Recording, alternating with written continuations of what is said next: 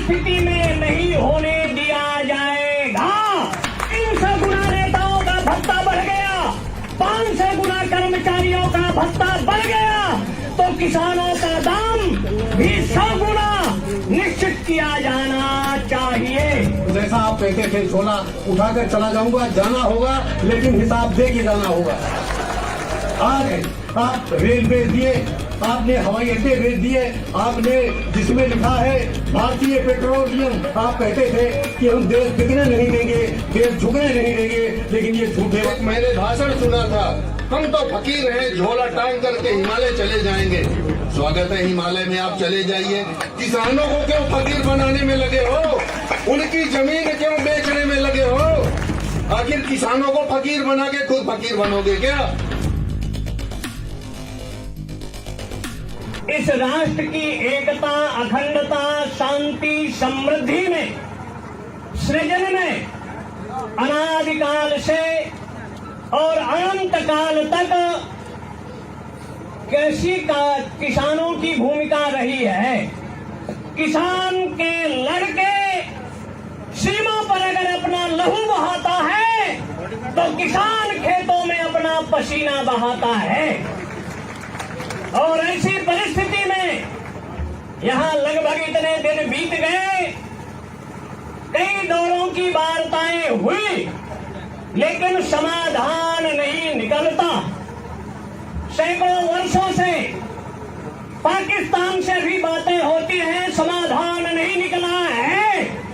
और कभी त्रेता में सत्ता के मद में मदांध होकर सहस्त्रार्जुन ने जमदग्नि का गला काटा था, उनकी मां को 21 बाणों से विद्ध किया था, और मां ने तब परशुराम का आवाहन किया था, और परशुराम ने फरसा लेकर समझाने का बहुत प्रयास किया, लेकिन सत्ता के मद में मदांध स्वार्थांध होकर जब अनाचार दुराचार की सीमा का अंत होता है तो क्रांति का सूत्रपात होता है। ये शांति के पक्षधर है किसान, लेकिन अगर इस देश के 50 करोड़ किसान, लगभग 15 करोड़ किसान ऐसे हैं जिनका 1 एकड़ से जब भी जमीन कम है, और 15 करोड़ लोगों के किसानों के कर्जे भी माफ नहीं हुए, उनके खाते भी नहीं होंगे, वो लोन लेने की स्थिति में भी नहीं, ज्यादातर कार और अमेरिका के बर्तन पर भारत के किसानों को सरकार मजदूर बनाने पर जो तुली है, किसी भी परिस्थिति में नहीं होने दिया जाएगा। किसान इस देश का समृद्ध हो, समर्थशाली हो, कृषि कार्य ऋषि कार्य है। ऋषियों ने नया नया जैसे आविष्कार किया, वैसे किसान विभिन्न तरह के अन्नों को सृजन कर सबका पेट भरने का कार्य किया है। अगर सबका साथ, सबका विकास, तो किसानों के विनाश पर सरकार आखिर क्यों तुली है? इसलिए किसानों के हित में निर्णय लेना चाहिए, लेकिन ये नारा ही गलत है। सबका साथ, सबका विकास मतलब बलात्कार का भी विकास, चोरों का भी विकास, आतंकवादियों का भी विकास, ऐसा विकास नहीं चाहिए। राष्ट्रवादियों का विकास हो, अच्छे लोगों का विकास हो, और बुरे लोगों का दमन हो। ये नीतियां, बहुत से नारे हैं जो देश हित, राष्ट्र हित में, और जहां तक किसानों का आंदोलन है, हर तरह का इसको सपोर्ट है, समर्थन है, और अविलंब सरकार को किसानों के हित में निर्णय लेना चाहिए। इससे धरना खत्म हो, समाप्त हो, मंगल का वातावरण हो। 3 काम सरकार को अवश्य करना चाहिए।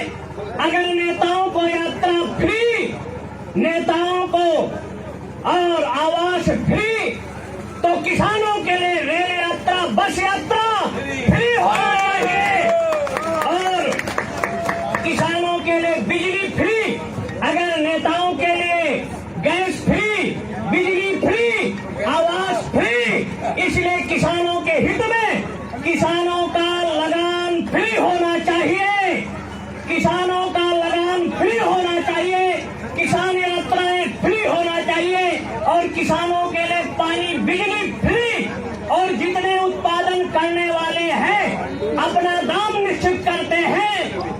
किसानों के लिए कम से कम ये निश्चित होना चाहिए कि किसान जो उत्पादन करे उस उत्पादन का दाम निश्चित करने का अधिकार इस देश के किसानों को मिलना चाहिए।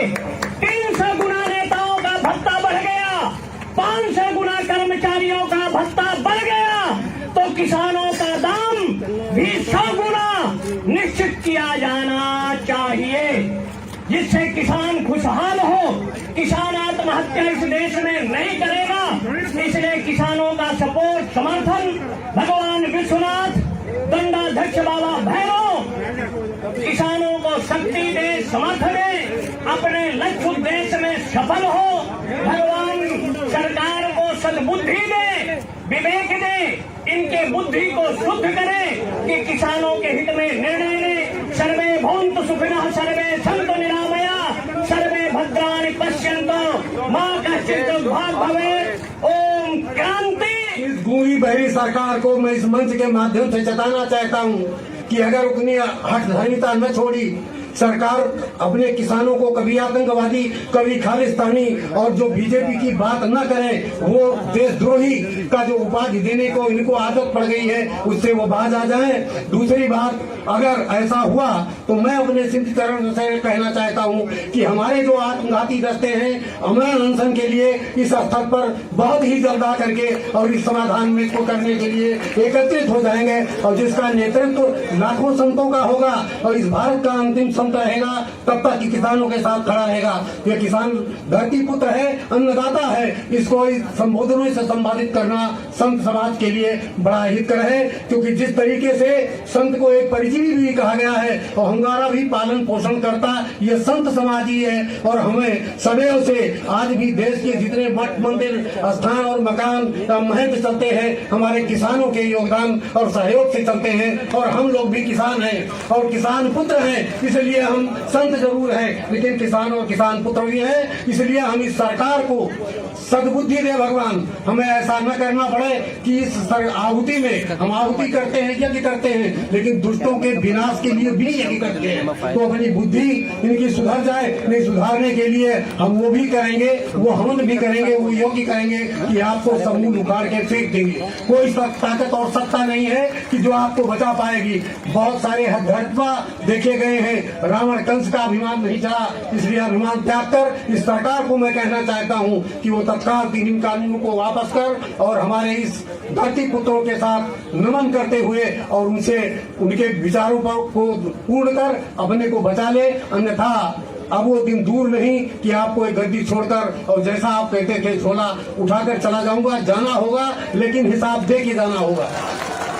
आज आपने जितने भी काम देश में किए हैं, विदेश के लिए किए हैं, आपने तो केवल 2 घरानों को बंधुआ मजदूर हो गए। आज इस देश को अंबानी चला रहे हैं, अदनानी चला रहे हैं, बाकी तो सारे उनके गुलाम हो रहे हैं। आप रेल बेच दिए, आपने हवाई अड्डे भेज दिए, आपने जिसमें लिखा है भारतीय पेट्रोलियम, आप कहते थे कि हम देश बिकने नहीं देंगे, देश झुकने नहीं देंगे, लेकिन ये झूठे वादे। सबसे पहले नंबर हमारे भारत देश के जितने प्रधानमंत्री हुए, यहाँ तक कि जहाँ आप लाल किला फहराते हैं, झंडा फहराते हैं 26 जनवरी और 15 अगस्त को, आपकी संपूर्ण जिम्मेदारी थी उसकी रख रखाव और देखने के लिए, वो भी से आपसे नहीं किया गया, आपने उसको ठेके पे दे दिया। और फिर भी राष्ट्रवादिता की बात करते हैं। हिंदू मुसलमान सिख ईसाई ब्राह्मण भुनिया सूद और चमार के नाम पर आप लड़ा रहे हैं, फिर भी अपने को राष्ट्रवादी कहते हैं। आप देश के एक एक अंगुल जमीन चाइना आज तक ले गया, मंच से घोषणा करते हैं हमारी जमीन किसी ने लिया नहीं, हमारा कब्जा किसी ने किया नहीं, और फिर आप ही कहते हैं आज हमारी अरबों लाखों सेनाएं वहाँ पड़ी हुई हैं, अरबों डॉलर रोज हमारे खर्च हो रहे हैं। क्या कारण है? आप आखिर को तैनात की गई अगर आपकी जमीनें नहीं चली गई? आपने देश का हमने झूठ बोला है, आपको देश से माफी मांगना चाहिए, इन किसानों के सामने नतमस्तक होना चाहिए,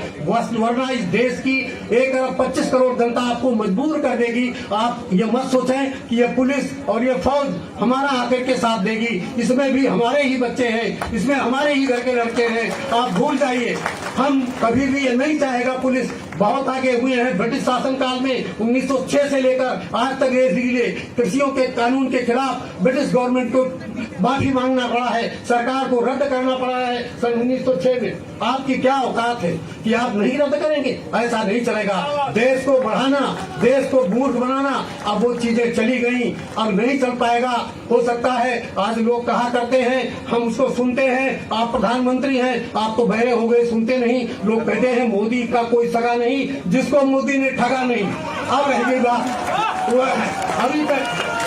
अभी तक को जो बचा था वो किसान, इनको आप ठग करके इनकी रोटी भी बंद करना चाहते हैं, रोटी छीन कर इनको मजदूर बनाना चाहते हैं। किसान सदैव मालिक रहा है, मालिक रहेगा और मालिक है, इसको कोई दुनिया की ताकत रोक नहीं सकती, न हटा सकती है।